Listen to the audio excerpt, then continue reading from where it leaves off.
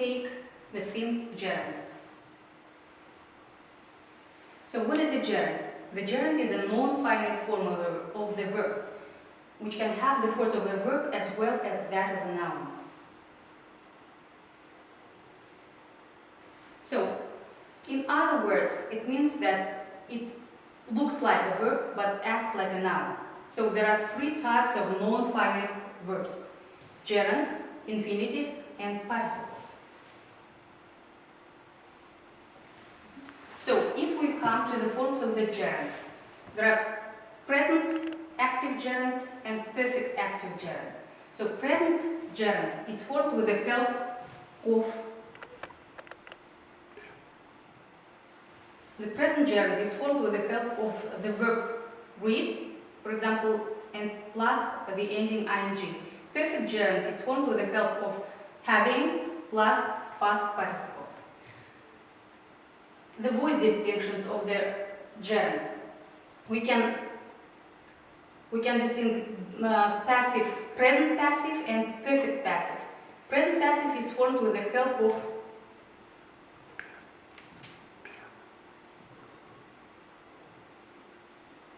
of being plus past participle. Perfect passive is formed with the help of having, been plus past participle. So, the present gerund denotes an action simultaneous with the action expressed by the main verb. For example, I think of making you a present. Here, the gerund making, the action is simultaneous with the action of the main verb think.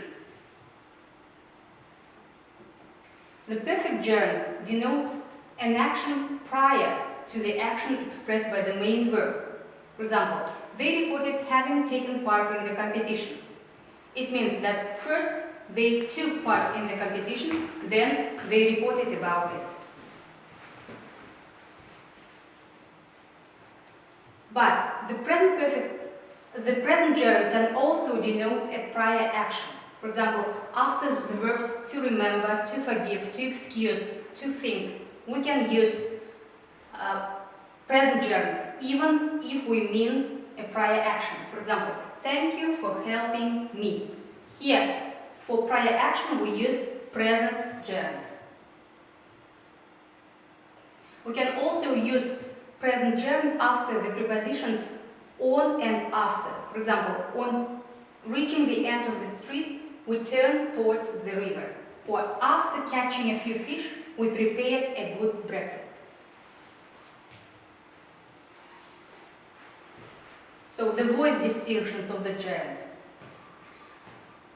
There are some exceptions. For example, after such verbs as to want, to need, to require, to deserve, even if the meaning is passive, we use active gerund. For example, my watch needs repairing, or the film is worth seeing.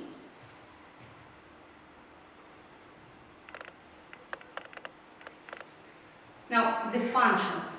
We'll speak about the functions of the gerund. The gerund can be the subject of the sentence. For example, dancing was Mary's hobby. Here, the gerund dancing performs the functions of the subject as an object of the sentence. He likes teaching English. Here, the gerund teaching acts as an object of the sentence. The gerund can also be the attribute of the sentence. For example, it's the best way of explaining this grammar rule. Here, the gerund explaining acts as an attribute of the sentence. An adverbial modifier. For example, she dressed without making a sound. Here, the gerund making performs the function of an adverbial modifier of man. And also as a part of a compound verbal predicate. For example, let's begin reading. Here, reading, the gerund, is the part of a compound verbal predicate. We also use the gerund after most verbs used with prepositions. For example, accuse of, apologize for, congratulate on, inform of, insist on, prevent from, succeed in. After verbs admit, avoid, consider, delay, deny, enjoy, escape, excuse.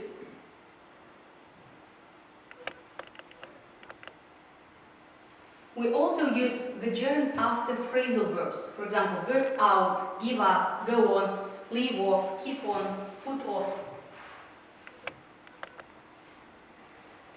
Some verbs can be used with gerund and the infinitive. For example, to like, we can say, I like to dance, or I like dancing.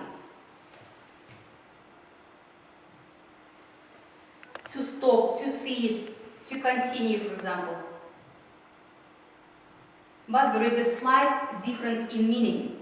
If we use, for example, remember plus a gerund, we use it when we talk about a memory. For example, I remember about posting the letter. In this case, when we use remember plus to infinitive, we talk about something someone needs to do. For example, remember to post the letter. So today we talked about gerund, types of the gerund, and the usage and the functions of the gerund. Thank you for attention. Goodbye.